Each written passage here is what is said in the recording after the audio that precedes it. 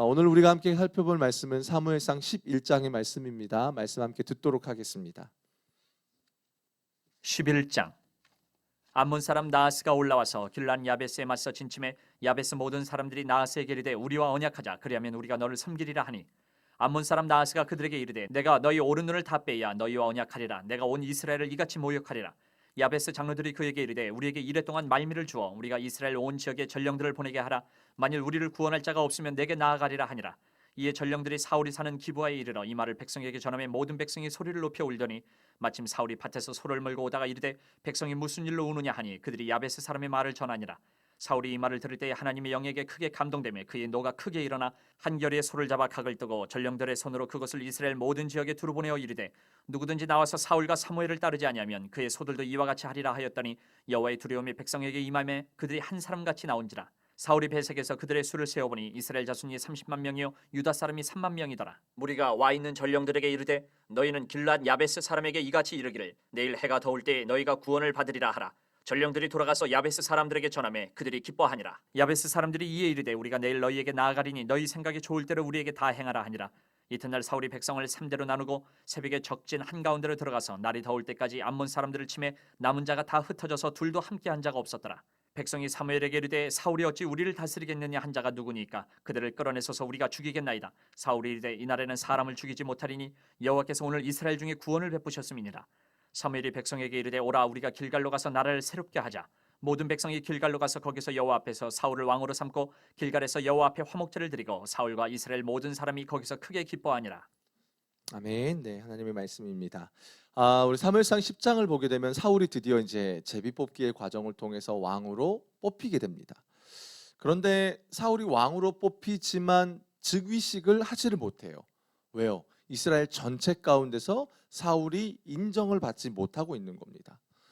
사울이 왕으로 선출되고 이스라엘 안에는 두 가지 반응이 있어요. 첫 번째는 사울을 하나님께서 선택하셨다라는 것에 대해서 확신하고 따르는 무리들이 있습니다.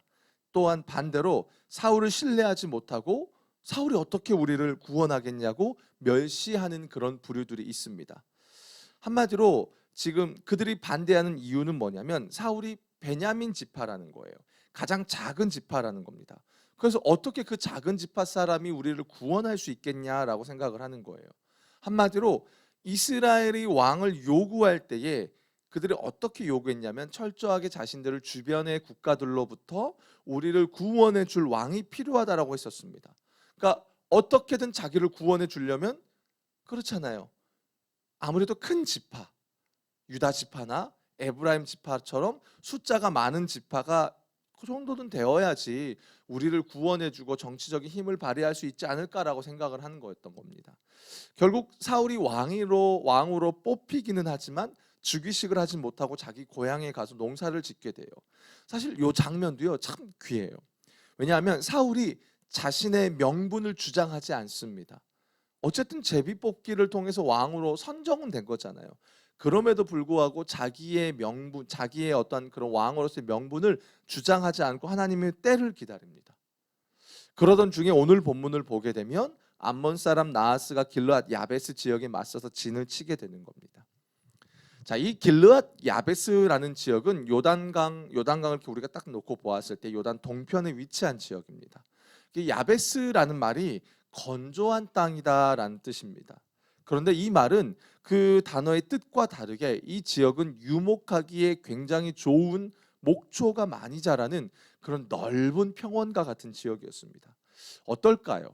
그러다 보니까 르우벤과 갓 그리고 므낫세 반지파가 일찍이 이 땅을 자기들에게 분배해 달라고 요구했었습니다. 요단 동편 땅을요.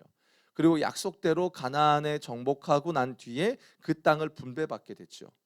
자, 그럼 우리가 늘 이건 일반 상식적으로 알다시피 좋은 땅은 어떻습니까? 호시탐탐 노리는 사람들이 많겠죠. 암몬 족속도 이 지역을 노립니다. 그러다가 사사시대 때 이 지역을 침공했지만 여러분 아시죠? 입다라는 사사 아시죠? 입다에 의해서 패배하게 됩니다. 그러다가 오늘 이 이스라엘이 지금 이스라엘이 여러분 어떤 상황이에요? 정치적으로 굉장히 혼란스럽고 과도기입니다. 사사시대에서 왕정시대로 넘어가는 정치적인 과도기에 놓여져 있습니다. 그 혼란스러운 틈을 타서 어떻게 하냐면 이 암몬 족속이 공격해 오는 겁니다. 외부에서 볼 때는 너무나 좋은 타이밍인 겁니다. 그렇게 해서 암몬 사람들 나하스가 야베스 지역에 맞서서 진을 칩니다. 문제는 야베스 사람들이 그 나하스 암몬 사람들을 보고 두려워 떨었다라는 겁니다. 1절에 보면 그래요. 야베스 모든 사람들이 나하스에게 이르되 우리와 언약하자 그리하면 우리가 너를 섬기리라 라고 하면서 먼저 이 이스라엘 야베스 사람들이 언약을 맺자고 제안합니다. 그리고 우리가 하나님이 아닌 너희를 섬길 거야 라고 이야기하는 겁니다. 그랬더니 나하스가 뭐라고 말합니까? 아니, 내가 오늘 너희 눈을 다 오른 눈을 다 빼야 너희와 언약할 거야라고 말합니다. 이건 모욕을 주는 겁니다. 오른쪽 눈을 뺀다라는 것은 단순한 전투력 상실을 의미하는 것을 넘어섭니다. 그 당시에는 이제 대부분이 오른손잡이이기 때문에 오른손으로 칼을 찌르고 왼손으로 방패로 막는 식입니다. 그러다 보니까 왼손으로 막다 보면 어떻습니까? 왼쪽 눈은 가리고 오른쪽 눈으로 대부분 보겠죠. 그러니까 오른쪽 눈을 찌른다는 건 전투력을 완전히 상실시키겠다라는 겁니다. 근데 이것은 그것을 넘어서서 모욕을 준다라는 의미도 있습니다. 여러분, 우리가 사사기에 보면은 두 눈이 뽑힌 사람이 나오죠. 삼손이죠. 모욕을 준다라는 겁니다. 그리고 이스라엘 이제 열왕기 끝에 가보면 마지막 왕인 시드기야도 눈이 뽑혀서 끌려가지요. 한마디로 모욕을 준다, 굴욕을 준다라는 겁니다. 지금 나하스는요, 이스라엘과 타협하고 싶은 마음이 하나도 없습니다. 그냥 야베스 사람들을 모욕을 주고 죽이고 싶은 거예요. 평화라는 것, 이런 거에 관심이 없는 겁니다. 결국 야베스 사람들은, 야베스의 장로들은 7일 동안 시간을 주면 우리가 온 이스라엘의 전령들을 보내고 우리를 위해서 구원할 자가 없으면 맞서 싸우겠다라고 말합니다. 그리고 전령이 드디어 사울이 있는 그 기브아에 도착합니다. 그리고 그 기브아의 사람들에게 이 말을 전하는 거예요. 우리가 이러이러한 상황에 있어라고 전하는 겁니다. 그때 백성들이 막 소리를 높여서 울어요. 이게 그냥 우는 게 아니라 내 일처럼, 기브아 사람들이 내 일처럼 우는 겁니다. 그냥 뭐 우리 동족들의 그런 어떤 좀 간접적인 그런 울음이 아니라 직접적인 울음인 거예요. 왜 이렇게 할까요? 나름 이 가운데 역사적인 배경이 있어요. 길르앗 야베스 사람들이 언제 나오냐면 여러분 사사기 21장에 가보면 베냐민 지파와 이스라엘의 연합군 간의 전투가 벌어집니다. 이때에 야베스 거민들이 이스라엘의 동맹에 불참하게 됩니다. 그리고 그 전쟁에서 연합군이 승리하면서 나중 돼서 길르앗 야베스 사람들이 전쟁에 참여하지 않은 것에 대해서 응징하게 돼요. 그리고 그때 살아남은 400여 명의 처녀들이 거의 멸절된 베냐민 지파 사람들과 결혼하게 되는 일들이 벌어집니다. 그러면서 이 야베스 사람들과 기브아 사람들은 거의 한 친족이나 다름없이 친밀하게 지내는 그런 관계가 저들 안에 유지가 돼요. 그러니까는 기브아 사람들의 이런 일들에 대해서 야베스 사람들의 그런 일들에 대해서 기브아 사람들이 이렇게 반응하는 것은 당연한 일인 거예요. 그런데 이때 어떤 일이 벌어지냐면 여기 재밌습니다. 여러분 오늘 말씀 5절을 한번 같이 한번 보도록 하겠습니다. 마침 사울이 밭에서 소를 몰고 오다가 이르되 백성이 무슨 일로 우느냐 하니 그들이 야베스 사람의 말을 전하니라라고 말해요. 사울이 밭에서 소를 몰고 오다가 이 장면을 목격하는 겁니다. 우리말 성경에는 마침이라고 나옵니다. 우연히 사울이 그냥 소를 몰고 가다가 우연히 저 사람들 왜 울고 있지? 이렇게 우연히 이렇게 마주치는 것처럼 보여지지만 히브리 원어에는 그 마침이란 단어를 웨힌네라는 단어로 쓰고 있어요. 제가 설교 때 종종 말씀을 드렸습니다. 웨힌네라는 이 단어는 그냥 지나가다가 내가 단순히 주목해서 본다라는 의미가 아닙니다. 이것은 하나님이 어떠한 사건을 주도하실 때 하나님의 의도와 계획 속에서 뭔가를 보여주고자 하실 때 쓰는 단어가 웨힌네라는 단어예요. 영어로 behold, 자 봐라 라는 그런 단어인 겁니다. 한마디로 사울은 자기 나름대로 어떻습니까? 왕으로 세움받지 못하지만 자기 고향 가서 열심히 일을 합니다. 그리고 밭에서 이제 소를 몰고 오는 중인데 야베스에서 온 사람들이 소식을 전하고 그에 따라 기브아 사람들이 울고 있는 이 장면을 하나님이 지금 보여주시는 거예요. 그냥 우연히 본 게 아니에요. 하나님이 이 장면을 보여주신다는 겁니다. 우리가 지금 이 상황을 조금 큰 그림에서 여러분 이해할 필요가 있습니다. 지금 이스라엘이 어떠한 상황입니까? 사울을 이스라엘의 왕으로 온전히 인정하지 못하고 있는 겁니다. 여러분, 사울을 인정하지 못한다는 건 그에게 기름 부어서 세우신 하나님 또한 온전히 인정하지 않는다는 말과 똑같은 겁니다. 한마디로 지금 이스라엘 안에 여전히 하나님에 대한 불신이 남아 있는 겁니다. 그런 상황에서 하나님이 어떻게 하시냐면 자기에게 하나님 자신이 기름 부어 세우신 사울에게 이 위급한 상황을 보여주시면서 어떻게 해요? 그냥 마치 이런 것 같아요. 사울 출격 준비됐어? 이렇게 말씀하시는 것 같아요. 지금 하나님이 사울을 통해서 본격적으로 이스라엘을 구원하기 위해서 일하고 계시는 그 출발점의 장면인 겁니다. 그러면서 6절을 보게 되면 사울이 이 말을 들을 때 하나님의 영에게 크게 감동되매 그의 노가 크게 일어나라고 말해요. 사울이 저들의 말을 듣습니다. 그때에 하나님의 영에 의해서 크게 감동됩니다. 여기서 크게 감동된다라는 말이 여러분 앞선 10장에 보게 되면 사울이 사무엘에게 기름 붓는 그런 과정 속에서 네가 여호와의 영에 크게 감동될 거야라고 말할 때 그 말과 같은 단어입니다. 찰라흐라는 단어예요. 그러니까 하나님이 자기 백성을 구원하시고자 할 때에 하나님이 마치 돌진하듯이 그 사람에게 하나님의 영을 강권적으로 부어주시는 그런 모습이에요. 여러분 참 아이러니하지 않습니까? 이스라엘의 불신 가운데 지금 하나님이 또 먼저 움직이시는 거예요. 하나님이 먼저 움직이시는 겁니다. 앞선 사무엘상 5장에 가보면 여러분 어떤 사건이 있었습니까? 블레셋 사람들이 이스라엘 백성들이 하나님의 언약궤를 한 정도로 여겼죠. 그런 가운데서 블레셋과의 전쟁에서 집니다. 그리고 하나님이 어떻게 하시냐면 스스로 블레셋을 돌아다니면서 심판하시는 그 장면과 흐름이 같이 한다라는 겁니다. 지금도 이스라엘이 사울을 불신하고 그 사울에 대한 불신은 하나님에 대한 불신으로 이어지는 그 가운데서 하나님이 지금 먼저 움직이셔서 사울을 통해서 일을 이루어 가시려고 하신다는 겁니다. 그래서 어떻게 합니까? 하나님의 분노를 갖고 사울이 소를 취하고 각을 뜹니다. 그리고 이스라엘 모든 지경에 보냅니다. 그리고 7절에 이렇게 이야기해요. 누군지 나와서 사울과 사무엘을 따르지 아니하면 그들의 소도 너희들의 소도 이같이 될 거야 라고 전령들을 보내요. 그런데 그때 어떤 일이 여러분 벌어지는지 아십니까? 여호와의 두려움이요 백성들에게 임합니다.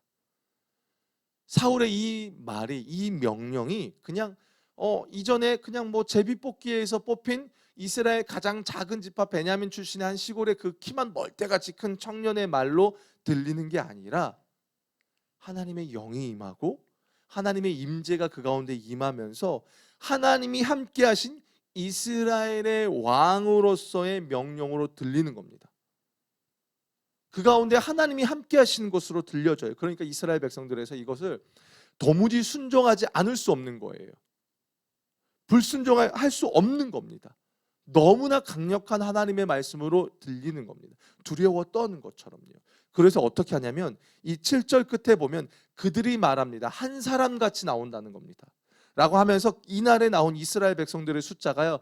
토탈 33만 명입니다. 하루 만에. 여러분 하루 만에 33만 명이 모일 수 있습니까? 한번 해보시겠습니까 여러분?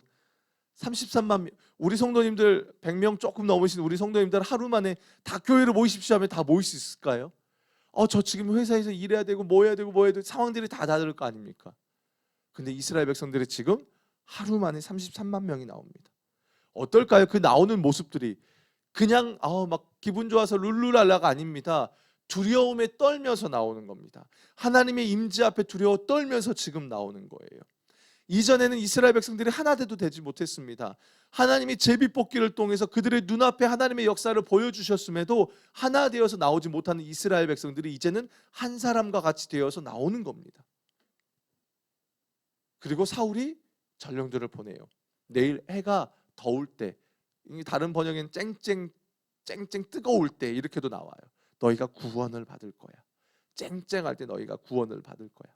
그리고 나서 11절에 가보면 이렇게 나와요. 이튿날 사울이 백성을 3대로 나누고 새벽에 적진 한가운데 들어가서 날이 더울 때까지 암몬 사람들을 치매 남은 자가 다 흩어져서 둘도 함께한 자가 없었더라. 여러분 재밌지 않아요? 저는 이 장면을 보는데 그냥 너무 웃긴 거예요. 성경의 의도가 보여지니까. 왜요? 33만 명이 모였습니다. 근데 그들이 암몬과의 전쟁을 치르는 장면을 단 한 절에 끝내버립니다. 무슨 뜻입니까? 하나님께서는요, 지금 이 전쟁 따위에는 관심이 없다는 거예요. 하나님에게 있어서 이 전쟁은요, 사실 33만 명이 됐던 330만 명이 됐던 3,300만 명이 되었든 하나님은 아무 관심이 없고 하나님에게는 아무 문제가 없다는 거예요. 그렇다면 하나님의 관심은 어디에 있습니까?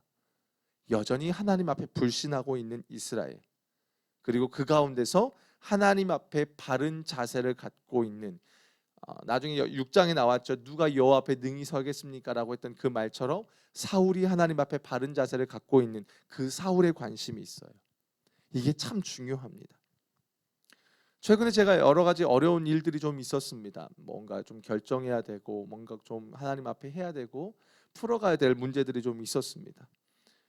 참 많이 이렇게 참 답답해요. 잘 뜻대로 풀려지지 않으니까요. 근데 우리가 신앙생활을 하다 보면 저와 같이 또 여러분들 안에도 그런 문제들이 있습니다. 우리는 참 문제와 상황에 많이 집착하죠. 저도 그래요. 왜 이렇게 안 돼? 왜 뜻대로 안 되지? 라고 하면서 그렇게 나아갈 때가 있어요. 근데 여러분 그거 아십니까? 하나님은 그 문제에 관심이 하나도 없으세요. 죄송하지만 여러분에게 풀려지지 않는 문제예요. 하나님이 관심이 하나도 없으세요. 왠지 아십니까? 하나님은 그 문제를요, 그냥 말씀 한마디로도 능히 바꾸실 수 있는 분이기 때문에 그래요. 중요한 건요, 하나님은 그 상황 속에서 저와 여러분이 어떻게 반응하느냐에 관심이 있으세요. 문제 앞에서 어떻게 반응하느냐. 지금 이 상황도 그런 상황이에요. 하나님은 이 상황 속에서 이스라엘과 사울의 신앙에 관심이 있으십니다. 그래서 10장에서 이스라엘 위해서 하나님이 사울을 세우셨잖아요. 그걸 강조했다면 11장으로 넘어와서는 그렇게 해서 세워진 사울이 백성들에게 인정받지 못하자 어떻게 하십니까? 하나님이 사울을 직접 세워주십니다. 여전히 실력 없는 이스라엘을 위해서 하나님께서 여전히 역사하고 계신다는 걸 보여주시는 겁니다. 그런 흐름 속에 놓여져 있는 거예요. 그렇게 하나님이 암몬과의 전쟁을 하루 만에 끝내버리십니다. 하루 만에 끝내버려요. 백성들이 그러는 가운데서 이때 어떤 일이 벌어지냐면 이스라엘 백성들 안에 실력 없는 모습이 또 나와요. 얼마나 교만한지 몰라요. 백성들이 딱 전쟁에서 끝나자마자 사무엘에게 이야기합니다. 사무엘, 이전에 사울이 왕으로 뽑힐 때에 사울이 어찌 우리를 다스리겠냐라고 말하던 사람들 있지 않습니까? 한마디로 사울을 반대했던 사람들 있지 않습니까? 그 사람들 끌어내십시오. 우리가 죽이겠습니다. 라고 분위기를 선동하는 거예요. 한마디로 뭡니까? 하나님의 역사로 하나가 되었잖아요. 그 하나됨을 깨트리는 사람들이 또 등장하는 거예요. 자기의 의를 드러내는 거죠. 그런데 그때 사울이 뭐라고 말합니까? 이게 진짜 멋있는 말입니다. 13절 볼게요. 사울이 이르되 이날에는 사람을 죽이지 못하리니 여호와께서 오늘 이스라엘 중에 구원을 베푸셨음이라. 멋지지요. 멋지지요. 단칼에 잘라버립니다.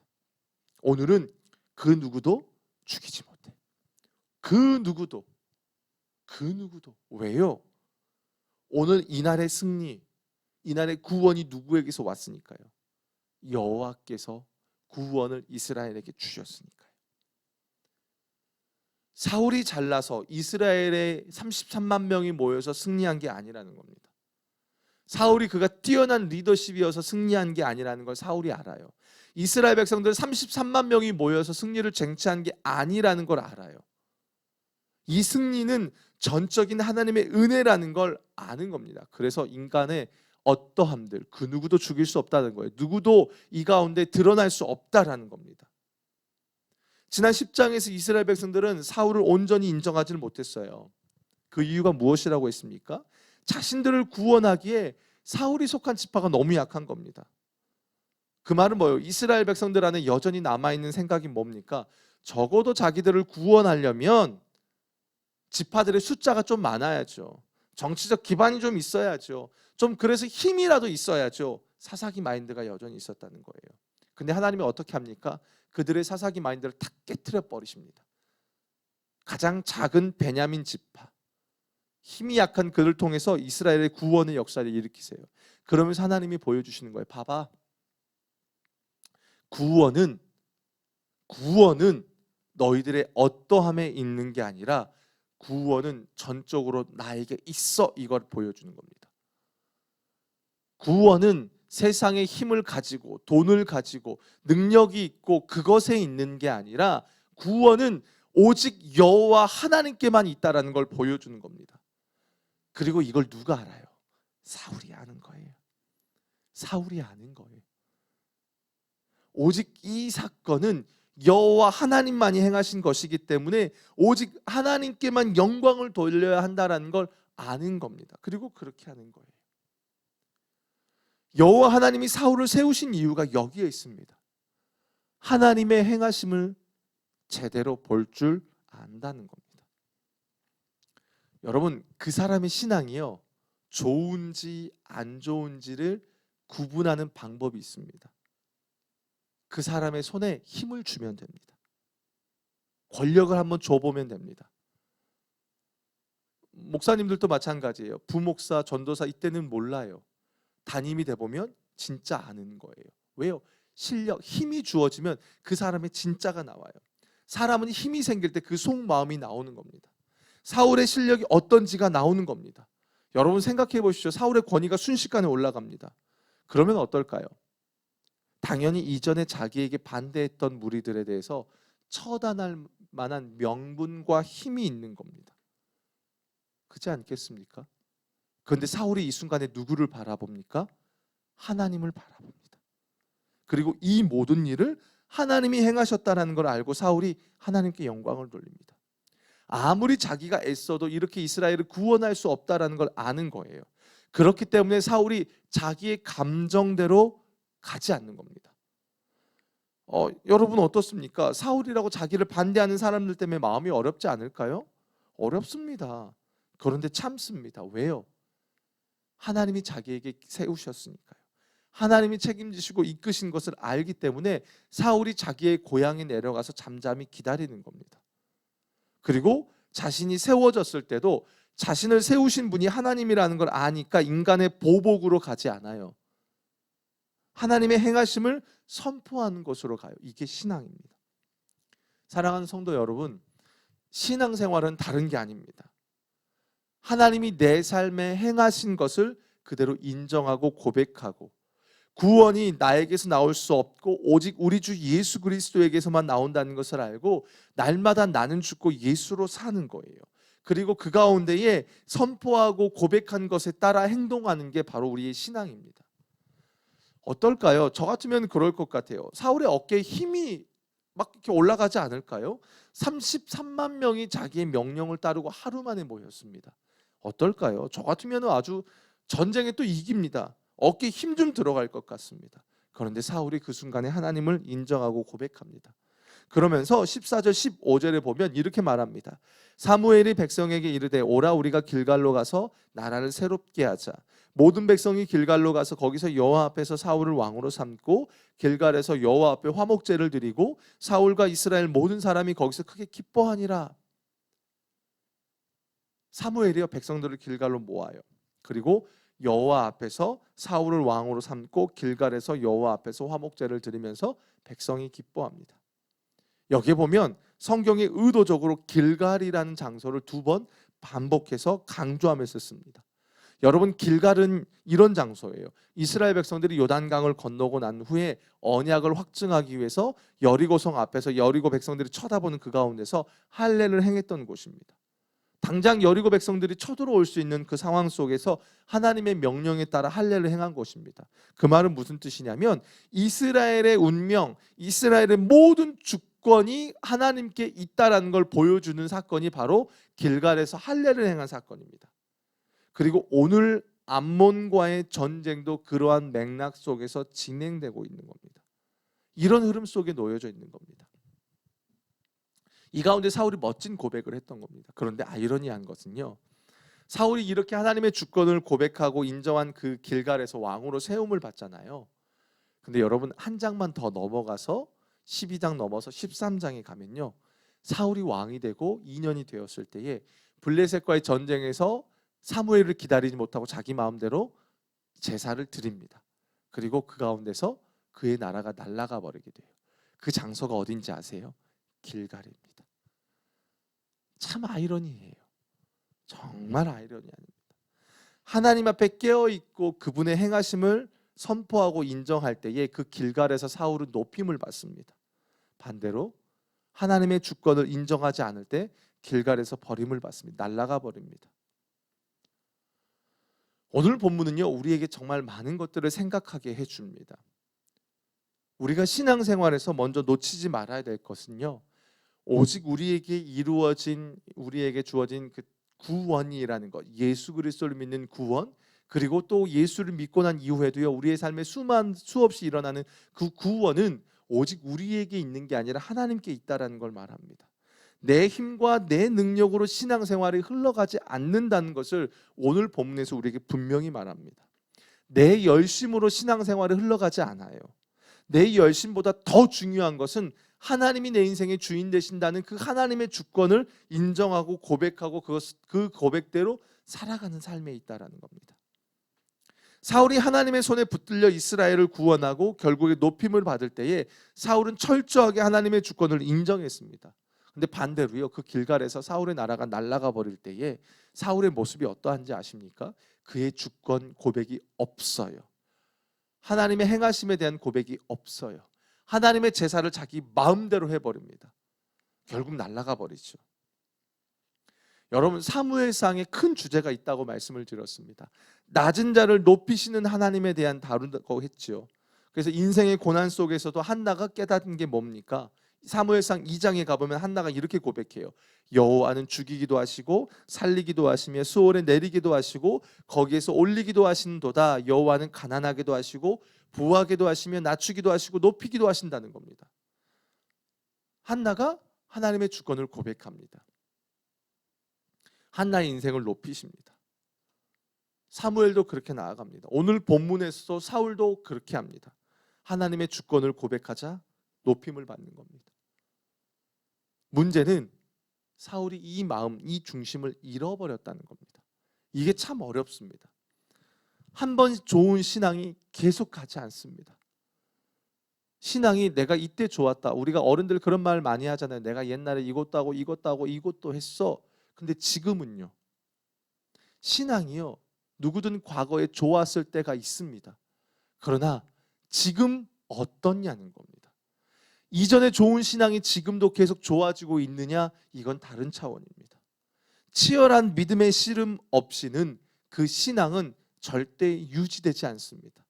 날마다 예수님과 동행하는 삶을 살지 않는 이상은 그 좋은 신앙이 유지가 되지 않는다는 거예요. 우리가 오늘 본문을 통해서 크게 두 가지 교훈을 얻을 수 있어요. 첫째는 신앙이라는 것은 하나님의 주권을 인정하는 것에서 시작된다라는 겁니다. 그리고 우리가 하나님의 주권을, 하나님의 행하심을 인정하고 고백할 때에 우리의 삶을 높여주시는 분도 하나님이라는 겁니다. 그리고 두 번째는 그렇게 한번 하나님 앞에 높임을 들렸다고 해서 그 신앙이 계속 가는 게 아니라 철저하게 날마다 깨어서 주님을 바라보는 믿음의 씨름을 하지 않으면 누구든지요, 사울처럼 처음에 좋았다가 마지막에 날아가 버릴 수도 있다라는 걸 오늘 우리에게 보여주는 겁니다. 사랑하는 성도 여러분, 오늘 이 두 가지를 놓고 우리가 함께 같이 기도했으면 좋겠습니다. 첫 번째로 우리가 좀 기도할 때예요, 사무엘상 11장 13절을 우리가 붙들고 기도했으면 좋겠어요. 사울이 이르되 이날에는 사람을 죽이지 못하리니 여호와께서 오늘 이스라엘 중에 구원을 베푸셨습니다. 귀한 신앙은요, 하나님이 행하심을 아는 겁니다. 하나님이 내 인생의 주인 되시고 내 삶을 붙들고 계시는 분임을 알고 그에 맞게 삶을 사는 게 좋은 신앙입니다. 하나님이 우리의 신앙을 붙들고 계신다면 때로는 우리는 사울처럼 자기의 뜻대로 일이 펼쳐지지 않을 때에도 기다릴 수 있어야 합니다. 그리고 하나님께 맡기고 잠잠히 하나님을 바라볼 수 있어야 합니다. 동시에 어떠한 일이 행해졌을 때도, 내가 원하던 것들이 이루어졌을 때도 교만하지 않고 이 가운데 모든 것을 붙들고 행하신 하나님을 바라보며 그분께 영광 돌릴 수 있어야 합니다. 그게 좋은 신앙입니다. 이 시간 기도했으면 좋겠습니다. 하나님, 내 삶의 주인이 하나님이십니다. 그렇기 때문에 당장 내 삶에 막혀있는 부분 때문에 내 뜻대로 펼쳐지지 않을 때에 하나님, 내가 감정대로 하지 않겠습니다. 내 생각대로 반응하지 않고 사울처럼 잠잠히 하나님의 때를 기다릴 줄 아는 믿음과 인내를 허락해 달라고, 그리고 일이 풀려졌을 때에 하나님의 주권을 고백하며 하나님이 행하셨음을 선포할 수 있는 신앙이 되게 달라고 우리 이 시간 함께 같이 기도하며 나아가겠습니다. 기도하겠습니다. 살아계신 아버지 하나님, 먼저 기도하며 나아갑니다. 하나님, 신앙은 하나님의 행하심을 고백하는 것에서 시작되는 줄로 믿습니다. 내 힘으로 도저히 이루어질 수 없는 구원들, 내 힘으로 도저히 행할 수 없는 것들 속에 하나님이 행하셨고, 하나님이 나를 구원하셨고, 하나님 내 인생을 붙들고 계심을 깨닫는 자들, 그리고 그 가운데서 그 하나님을 고백하는 대로 살아가는 것, 이것이 아버지 하나님 기독교 신앙인 줄로 믿습니다. 때로는 아버지 하나님 내 뜻대로 풀려지지 않을 때에도 아버지 하나님이 이루신다는 것을 믿는 믿음 안에 하나님, 내 감정과 내 생각대로 아버지 나아가지 않고, 하나님 아버지 내 감정대로 내가 행하지 않고 그 가운데 인내하는 자들이 되길 원합니다. 그 가운데 하나님의 뜻을 붙드는 자들이 되길 원합니다. 또한 아버지 하나님, 어떠한 일이 풀려졌을 때도 교만하지 않고, 그래서 나를 자랑하는 것이 아니라, 내가 드러나는 것이 아니라, 이 가운데 모든 일을 행하신 하나님을 바라보며 아버지 하나님께서 이 모든 것을 행하셨음을 고백하며 나아가는, 선포할 줄 아는 그런 신앙이 되기를 원합니다. 하나님, 인내할 줄 아는 자들이 되게 도와주시옵소서. 하나님, 기다릴 줄 아는 자들이 되길 원합니다. 그런데 아버지, 기다리는 것도 하나님 내 힘으로 할 수 없음을 압니다. 주여, 은혜가 필요합니다. 막혀있는 상황 속에서 기다릴 줄 아는 믿음이 있게 하여 주시옵소서. 기다릴 수 있는 실력이 있게 하여 주시옵소서. 하나님, 그러나 한정없이 기다리는 것이 아니라 아버지여, 아버지의 구원을 필요로 합니다. 아버지의 손길을 부탁합니다. 열어주시옵소서. 여전히 재정과 여러 상황 속에 막혀있을 때 하나님의 구원의 손길을 필요로 하는 자들이 있습니다. 아버지 하나님, 우리 성도들 가운데 그 구원의 손길을 허락하여 주셔서 저들의 삶에서 하나님만이 하셨습니다, 하나님이 하셨습니다를 고백할 수 있는 그런 역사적인 순간이 아버지 우리 성도들의 삶에 나타날 수 있도록 주여 인도하여 주시옵소서. 그래서 우리 주님께만 영광 돌릴 수 있도록 하나님, 우리 성도들 삶에 역사하시고 인도하여 주시옵소서. 주님, 그런 구원의 능력을 베풀어 주시옵소서. 간구합니다. 주님, 우리의 힘으로 살아갈 수 없습니다. 주여, 이 땅을 우리의 힘으로 살아갈 수 없습니다. 날마다 하나님의 구원을 구하며 나아가오니 오늘도 주여 구원하여 주시옵소서. 오늘도 주여 통치하여 주시옵소서. 오늘도 다스려 주시옵소서. 아버지의 주권을 통해서 오늘도 일하여 주시옵소서. 주님 앞에 구하오니 아버지 하나님 역사하여 주시옵소서. 우리가 이 시간 마지막으로 한 번 더 기도할 때에요, 오늘 말씀 14절 15절을 붙들고 기도했으면 좋겠습니다. 사무엘이 백성에게 이르되, 오라, 우리가 길갈로 가서 나라를 새롭게 하자. 모든 백성이 길갈로 가서 거기서 여호와 앞에서 사울을 왕으로 삼고 길갈에서 여호와 앞에 화목제를 드리고 사울과 이스라엘 모든 사람이 거기서 크게 기뻐하니라. 사울은 11장까지는 참 멋진 고백을 합니다. 그런데 이 고백이 얼마 못 갑니다. 왜 그럴까요? 왜 우리의 신앙이 한번 멋지게 쓰임받을 수는 있지만 그게 계속되지 못할까요? 그것은 매일매일 치열한 믿음의 씨름을 하지 않기 때문입니다. 매일매일 날마다 내 인생의 주인 되신 주님을 붙들지 못하고 있기 때문에 그렇습니다. 사실 신앙은 치열합니다. 몸부림침이 필요합니다. 그렇지 않으면 우리의 신앙은 그저 옛날 과거에 머무는 신앙밖에 되지를 못합니다. 이 시간 좀 기도했으면 좋겠습니다. 하나님, 우리 한 주간의 삶이, 오늘 하루의 삶이 하나님 앞에서 어떻게든 하나님의 말씀을 붙들고 기도하고 주님과 동행하는 삶을 살기를 원합니다. 특별히 하나님, 우리 교회 가운데 112 운동을 통해서 하나님 앞에 어떻게든 서길 원하고, 그 하나님 앞에 날마다 그 구원의 고백을 하고 하나님을 선포하고 나아가는 우리들의 신앙이 되길 원합니다라고 우리 마지막으로 우리 주여 한번 외치고 우리 간절히 기도하며 나아가겠습니다. 주여,